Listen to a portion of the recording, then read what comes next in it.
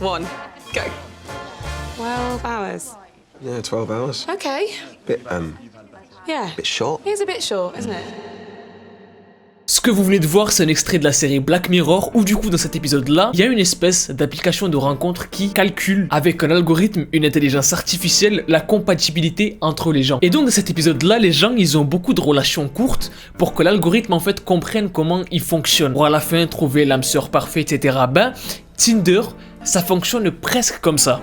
Non, en fait, ça fonctionne comme ça. Ce qui fait que du coup, pour beaucoup de personnes, Tinder c'est devenu une application à fuir, l'application du diable, une application qui se sert de la misère sexuelle des gens, qui ne trouvent personne et qui sont persuadés de trouver l'amour grâce à Tinder. Pour d'autres, c'est aussi une application qui permet à des prédateurs, à des gens dangereux, des arnaqueurs, d'aller sur Tinder tout simplement et de faire ce qu'ils ont à faire. Mais pourquoi est-ce que ces gens pensent ça de Tinder? C'est ce qu'on va essayer de voir aujourd'hui dans cette vidéo. Alors j'espère que vous êtes prêts parce qu'aujourd'hui, on se retrouve pour une nouvelle vidéo, cette fois-ci sur Tinder. Les friendships ça existe pas. Depuis les 90s, les amitiés ne le sont pas, ouais. Dans les groupies, on parle de celui qui est pas là, ouais. Et si ça parle de personne, c'est que ça parle de toi. Tinder a été créé par Sean Reid pendant une période où les plus grosses applications de la décennie comme Snapchat ou Uber ont fait leur apparition. Et donc Tinder, pour commencer, a gagné en popularité dans tout ce qui est fêtes universitaires, fêtes entre étudiants aux États-Unis, etc., etc. Parce qu'en fait, les gens trouvaient cette application marrante, trouvaient le concept sympa de pouvoir matcher avec des gens, bref. Parce que oui, Tinder, c'est avant tout une application de rencontre, donc qui est faite pour que des gens puissent se rencontrer et pourquoi pas plus si affinité. Pour commencer, ce qui est important de savoir, c'est que Tinder n'a pas été lancé par n'importe qui. Tinder a été lancé par le groupe Match Group, qui détient tous les sites de rencontres les plus connus au monde en fait. En lançant Tinder, ils ne sont pas encore au courant, mais ils vont lancer leur et surtout la plus grosse application de rencontres au monde. C'est vrai, tout le monde connaît Tinder ou a déjà entendu parler de Tinder, et plus particulièrement les jeunes. Et ça, Match Group le comprennent, et c'est leur objectif, les jeunes. C'est là que Match Group se dit, attendez les gars, du coup on va pouvoir analyser ce qui s'est passé sur nos anciens sites de rencontres pour essayer de faire une application parfaite pour les jeunes. Et en plus de ça, il y a potentiellement beaucoup d'argent à se faire. Du coup, Match Group a analysé ce qui se passait sur ces anciens sites, comme je vous l'ai dit, en voyant par exemple que les personnes qui étaient plus âgées en fait et qui n'étaient pas considérées comme jeunes par Match Group avaient beaucoup de facilité à remplir plein de formulaires, d'informations, de descriptions, parce qu'en fait, ces personnes-là, elles essaient de remplir le plus de choses possible, de mettre le plus de détails possible pour trouver plus facilement une personne avant de mourir. Ça, c'est l'analyse de Match Group. Et déjà, là, on commence à voir un petit peu le côté sombre de ok, bon. C'est-à-dire qu'ils se rendent compte que plus on est âgé sur un site de rencontre, plus on a besoin de mettre beaucoup d'informations, beaucoup de choses pour vite trouver quelqu'un avant de mourir seul. Et donc, ils se disent, avec les jeunes, en fait, on va faire l'inverse. Du coup, sur Tinder, il n'y a pas besoin de mettre un maximum de trucs, de fournir des documents de malade. Parce que oui, sur les sites de rencontres les plus connus, quelquefois, ils demandent de renseigner des documents bien précis comme des casiers judiciaires, des trucs comme ça, pour pas qu'il y ait des fous qui s'inscrivent en fait. Sur Tinder, ça n'existe pas. Parce que comme le consommateur est jeune, alors il faut qu'il puisse consommer rapidement l'application. Sauf que le problème, là, c'est que si t'es un harceleur, quelqu'un d'un peu bizarre, ou un arnaqueur de Tinder, Tinder ils peuvent pas le savoir du coup. Et c'est pour ça d'ailleurs qu'il y a eu beaucoup d'usurpation d'identité sur Tinder, je pense que vous l'avez tous vu au moins une fois. C'est qu'il y a des comptes Tinder qui usurpent l'identité d'influenceurs, de personnalités publiques, de présidents carrément. Et Tinder, du coup, ne le vérifie pas en fait. Ce qui fait que du coup, comme l'a dit le créateur de Tinder, tout le monde peut trouver l'amour sur Tinder, même les gens dangereux. Tinder se base sur un truc qui est vieux comme le monde pour fonctionner.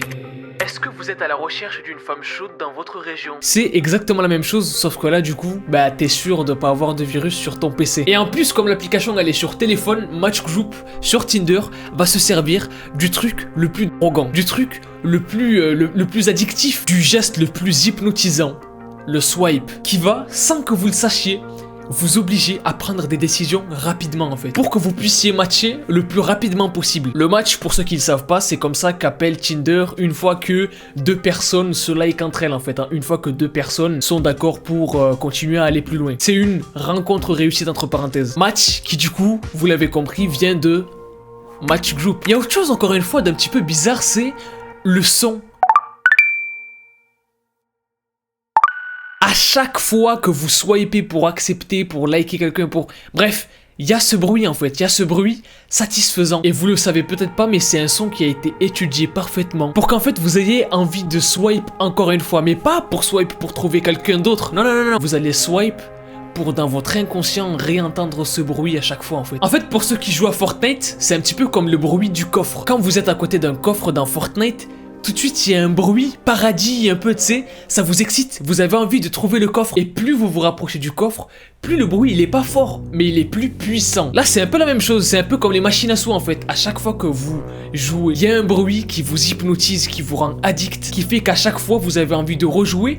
Mais au final c'est plus pour gagner de l'argent, c'est juste parce que vous faites le même geste à chaque fois et qu'il y a un bruit qui se répète. Un bruit et un geste donc utilisé pour que vous restiez un maximum sur l'application. Un peu comme un accro du casino devant une machine à sous. Sauf que le truc c'est que comme les machines à sous, rarement on gagne et souvent on perd. Les personnes qui utilisent Tinder et qui n'ont jamais de match, vous le savez peut-être pas, mais si vous n'avez pas de match, c'est que soit vous êtes un mec, soit vous êtes moche.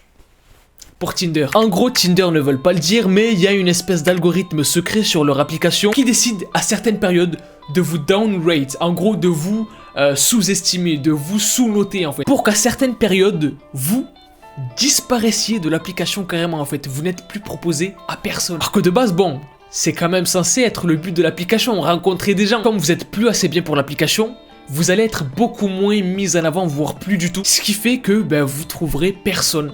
Mais comme vous voulez quand même trouver quelqu'un et essayer, on sait jamais, vous allez quand même continuer à rester sur l'application, à swipe et à être hypnotisé par le bruit sans arrêt. Ou comment se servir de la misère sexuelle des gens, du fait que des gens sont seuls pour qu'ils puissent rester sur votre application, dans l'espoir d'avoir un match. Parce que je le répète, mais c'est quand même le but de l'application, c'est de rencontrer des gens, c'est de trouver son âme sœur, etc.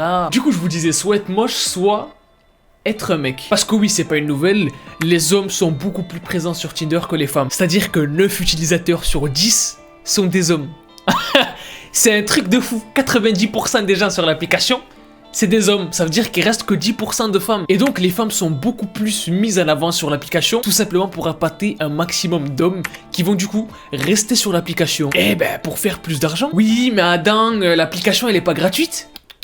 On en parlera après, t'inquiète pas. En fait, sur l'application Tinder, les femmes sont beaucoup mieux notées, sont beaucoup plus proposées, beaucoup plus mises en avant, comme des pancartes en fait, comme des bouts de viande sur l'application. Et en plus de ça, ont 99% voire 100% de chance d'avoir des matchs. Alors que pour un mec, c'est pas du tout ça sur l'application. En fait, les hommes sur Tinder ont 98% de chance d'avoir 0 match après 100 swipes. Du coup, comme je vous le disais, les femmes pour Tinder deviennent littéralement des pancartes, des bouts de viande, pour appâter des hommes et du coup pour faire marcher leur système sur leur application comme ça. C'est vraiment super sombre. Mais comment tu peux faire rencontrer 90% d'hommes avec 10% de femmes? C'est pas possible normalement. Comment ça se passe? As you may or may not know, my name is Natasha and I have everyone here today to be on a date with me. Je vous dis, cette application c'est n'importe quoi. C'est vraiment sombre, c'est le bordel. Du coup ce qui s'est passé c'est que ils ont fait une partie de Fortnite dans la vraie vie. Vraiment, genre ils étaient tous attroupés et c'était le dernier qui reste gagne la femme du coup.